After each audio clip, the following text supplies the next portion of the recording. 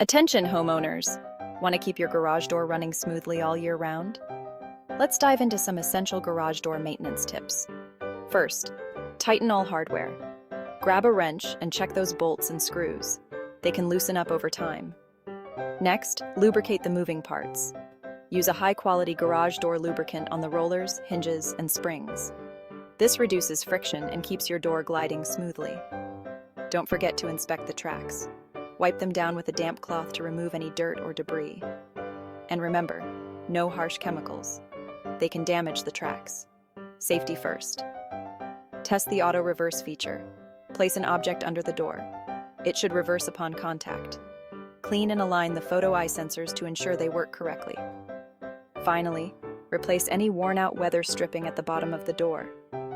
This keeps out drafts, water, and pests. That's it. A few easy steps to keep your garage door in tip-top shape. Regular maintenance prevents inconvenient breakdowns and costly repairs. Happy DIYing, Dr. Phillips. Make sure to subscribe and visit our website to learn more.